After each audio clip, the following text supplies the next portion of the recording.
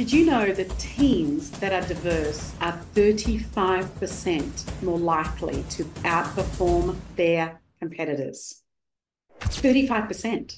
That is huge. When we look at all the different competitiveness and different ways that we want to get ahead of our competitors, diversity is a key, essential thing that all business leaders and owners need to be able to have a look at. And there are so many other reasons why you want to embrace diversity and inclusion, not just because it's the right thing to do. It is absolutely a business move. So one of the things that I want to talk about and share with you in this particular podcast is how do we make the best of both worlds? I wanted to share with you that originally I grew up in India. And at the age of 11, as some of you might know, I moved from India to Australia with my mum, my dad, and my younger brother. And when I got here, for me, those early years was so much about not being Indian. I just wanted to be able to fit in, and I wanted to be modern, and I wanted to be Western. And so I did everything that I could. I tried to put on an Australian accent. I even tried to make my skin lighter because I just wanted to be able to fit in. As I got into particularly my 30s and then my 40s, I realized I'm actually starting to go back and be attracted to all these different things in the culture that I had grown up with. 20 years ago, I started to learn how to meditate. I started yoga. At the moment, I'm seeing an Ayurvedic doctor, which is a very old principle and philosophy in terms of how to manage your health and well-being. And so when I look at the last 20 years to this date, I realize that I've gone to embrace more and more of my Indianness, as well as learn to appreciate the fact that I've spent 3/4 of my life in Australia now and how important it is to be able to embrace best of both worlds. And so when we have people that come and work for us, they, unless this is their first role and their first job with you as the business leader and owner, even then they've grown up in their own family. And that culture doesn't have to be from another country, but each family has its own culture. Perhaps the university where they went to get their qualification, or the school they went to, or the friends that they hang around will also have their own culture. So it's so important for us to really understand what diversity means. And we want to be able to value the uniqueness of all the different people that we have working with us. We want to be respectful and we want to appreciate the differences that they have. And one of the things that we want to do is, irrespective of whatever background that they've had, we want to make sure that we treat them the same. We want to make sure that everybody in our teams is welcome and respected and is fully able to participate. So chapter 6 of my book, Getting Your People to Step Up, looks at why we actually have more diversity and more inclusion and more of the fact that we don't want this thing, what I call groupthink. This is a term that's sometimes used where everybody starts to form one particular view because we don't have a diverse range of views, or sometimes it's personality related. So what we want is we want to be able to get people who think differently, who can help us pivot in different directions and be able to do that. Now, in 2020, McKinsey wrote there was a beautiful paper that was developed, and it was called Diversity Wins. And it was basically looking at executive teams with diversity. And as I said, this is where that 35% outperformance on their peers came through. And this was 35% on profitability. So it's really important to note there is absolutely a bottom line result for the business leaders and owners that are listening to this part. And the report also was very broad. So it looked at over 1,000 companies from 15 different countries. In 2016, there was also a fantastic article that was published by the Harvard Business Review, and it actually talked about why diverse teams are smarter. It talked about the fact that diverse in teams actually can be a lot more innovative. They looked at some research from Boston Consulting Group. Also in 2018, the same thing came out of the fact that diverse teams reported higher levels of revenue from new products and services. And it really then linked that into the fact they're a lot more innovative. So when we look at the different results, whether it was 15 years ago, 10 years ago, 12 years ago, but the data more and more is now showing of the impact on the bottom line. So one of the people I had the absolute privilege to interview through EO Entrepreneurs Organisation in 2024, earlier 2024, was Indra Nooyi. Indra Nooyi was the former CEO of Pepsi, and she was there for a long time. She was there as a CEO from 2006 to 2018, and before that, she was also part of the business. One of the things I found fascinating about Indra was the way that she used a lot of the strategies around diversity and inclusion, but she then not only implemented them at the higher levels of the organisation, she also implemented them across the business. And I want to share some of them, what she actually did there. So one of the things that she did at the top level was that she decided that from a leadership team perspective, she was going to appoint people from a variety of different backgrounds and groups so that we could get them into different executive roles. And under her leadership, PepsiCo became more diverse in gender, in race, as well as ethnicity. She also then started to introduce some performance metrics. And in these performance metrics, she started to look at how could we actually tie in the executives' compensation that reported to her and also other levels within the organisation. And how could we link them into a goal of diversity and inclusion? So when we have leaders that have got their incentives tied into that, guess what they do? They then start to embrace a lot more diversity and inclusion because they know that that would happen. She also established a global diversity and inclusion council within the business that would overview and look at all the different initiatives around diversity and inclusion. So what that did again, because there were so many ways of looking at diversity and inclusion, that started to again increase some of that within PepsiCo. She also talked about how important it was to have the acceptance of different cultures and backgrounds. She brought some of her Indianness to it. It was so lovely to connect with somebody of my origin country and hers, but somebody who's gone on to do extraordinary things globally. She's also, despite having left Pepsi, a very, very well-known speaker and making some great changes as well. In the interview that I had with her, she spoke about the fact that it's so important to celebrate diversity and inclusivity. So one of the things that they would do that is in PepsiCo, they looked at how they embraced that through advertising. They also looked at in terms of how people with different interests got together and celebrated that within the business. So there's so many other examples of that. There are some examples of other really big companies like PepsiCo that have also done the same thing. Google has done the same thing in terms of actively seeking diverse perspectives. Sometimes they run this thing called a Google list survey. IBM has done that in terms of their Think Fridays. Salesforce has done a lot of work around diversity and actions as well. So what I wanted to do now is I want to talk to you specifically about some of the actions as a business leader and owner you can take to get that bottom line result. So what are some of the things that we could do?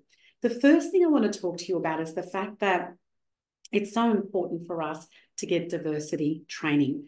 One of the things what you want to do in that training is to make sure that people are on the same page and they understand what inclusivity and diversity related issues actually are. You want to make sure that everybody understands that. They understand that it's not just gender. They understand that it's race and ethnicity and age and their sexual orientation, their disabilities, their religion, a wide variety of things in there. We also want to make sure when we do training that there are some unconscious biases. So what that means is that we unconsciously have a bias where we have an automatic response to so many different things. Sometimes we don't even intend it consciously, but it's there. It's there because of the stereotypes. It's there because of the decision making. And many businesses can look at unconscious bias training and how do we actually separate ourselves from that. So when those challenges come in, we don't automatically revert to some of the biases that we have. We can also discuss some of the concepts around that in terms of how to make it a fair and welcoming place. We can also look at opening that up to people with all different sexual orientations and really make sure that we are welcoming from an LGBTQ plus perspective. We also want to make sure people with different religion beliefs are also welcome. So there's different aspects of training that you can do. You may have a provider that be able to do some of that for you, but you want to make sure that you've got some sort of training or at least a discussion around how to get people from a diversity and inclusion perspective. The second action I wanted to speak about is how to actually embrace the celebrations. Now, this is super easy. I know that the school my kids go to, they will celebrate a variety of different religions. I know they have a Diwali day. I know I've been asked as their mum to come and speak. They've been asked to come and speak about it. You know, Diwali is, I guess we always call it the Indian Christmas, the Festival of Lights, and, you know, understanding in our culture what that means. So my kids, despite being married to an Australian who turns out to be very Indian, that's a story for another day. But we celebrate Diwali as a family, and we also celebrate Christmas because we've got two different cultures and religions in our family. So we wanted our kids to be able to take the best of both worlds.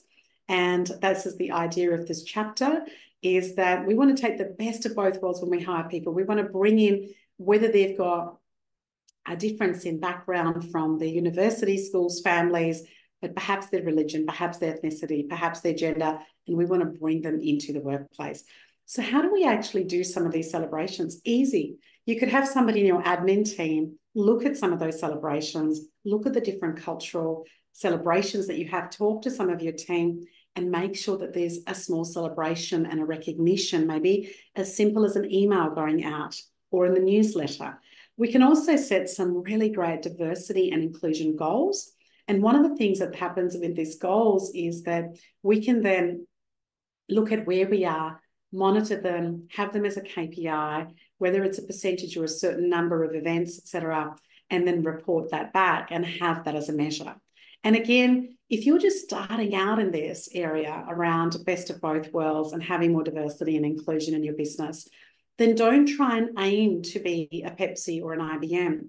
Small to medium businesses, start doing one or two actions that help you towards diversity and inclusion and doing some of that as well. I remember many years ago, H&M, the clothing brand, had this fantastic way of celebrating different cultures. I remember that they released a certain clothing line around Diwali, the Indian Christmas, and the Festival of Lights. And I just thought that that was beautiful. I know they did that around the Lunar Year and a number of other things there. So they're the two things that we've spoken about. Now let's talk about how do we promote diversity in leadership roles. So if you're a business leader or business owner listening to this particular podcast, then what are some of the things that you can do to actually have more diversity in your leadership? So make sure that in the leadership, you've got very specific, or as we talked about since the 1980s, about SMART goals: specific, measurable, achievable, realistic, and put a time frame on it. So whether it is that you want some of your managers and leaders in the business, one of the things you might want them to do is to make sure that they have some KPIs, some simple SMART goals in terms of what they do. The other might be to, when you're hiring for people, make sure that you've got a diverse hiring panel in your leadership role as part of the selection process. Get some different perspectives on that. One of the things that helps us do is to, I guess it can reduce some of that bias that we might have. It can also promote this diversity.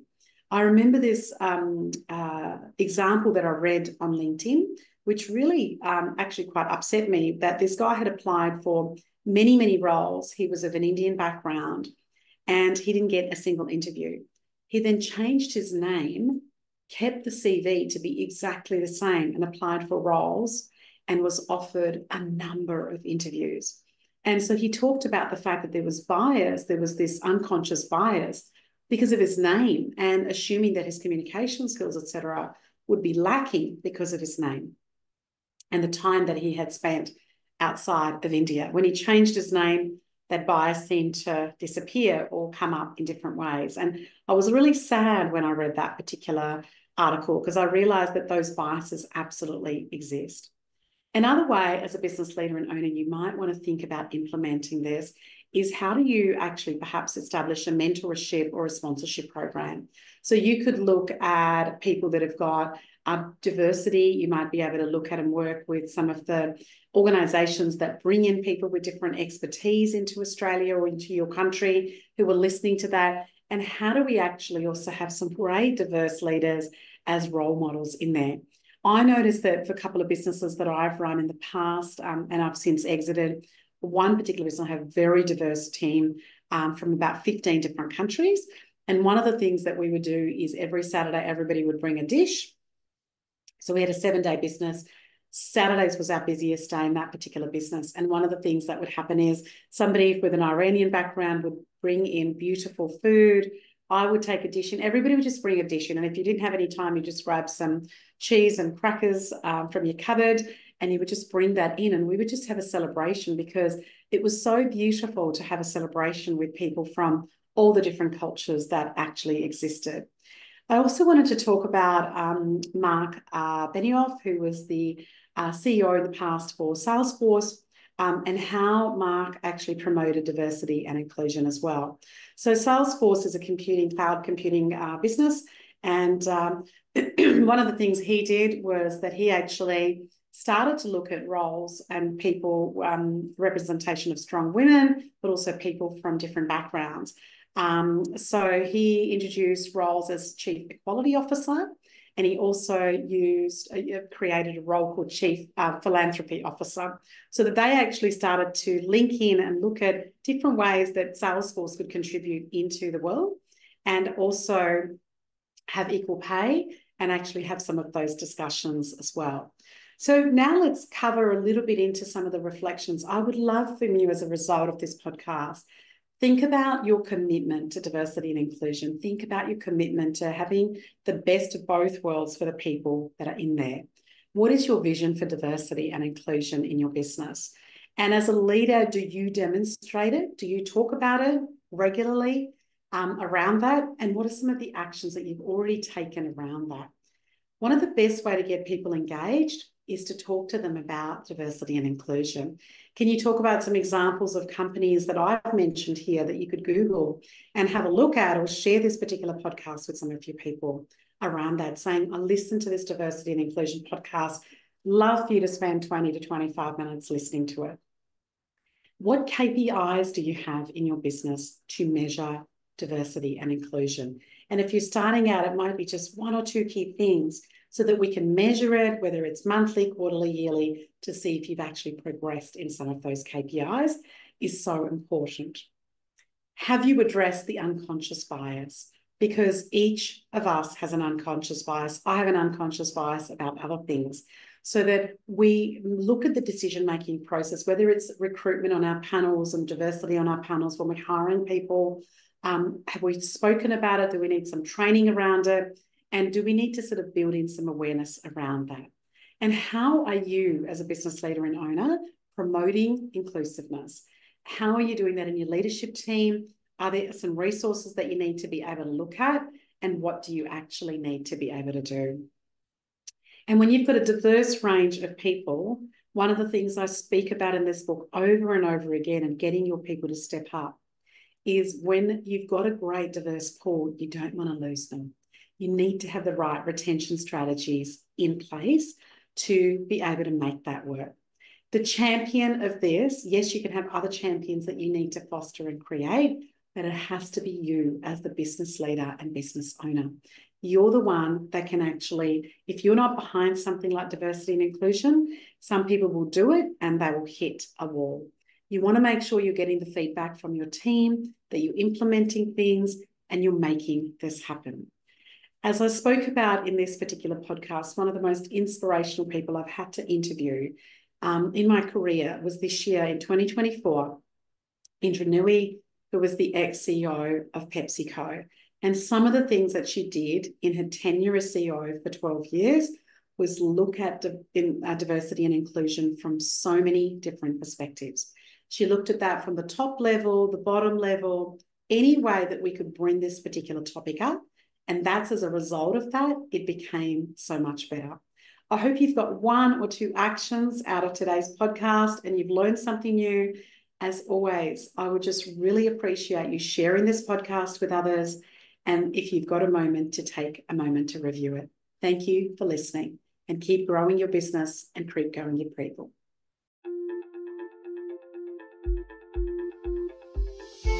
I'm Shivani Gupta, and you've been listening to the Grow Your Business podcast. I hope you got one idea that you can think about or perhaps even implement straight away in your business. Thank you for listening. Follow me on Facebook, Instagram, and LinkedIn under Ask Shivani. Remember, I call it Ask Shivani, so please send me your questions that I can address in this podcast for you. And I would also so appreciate if you went to the Apple Podcast to rate and review this podcast.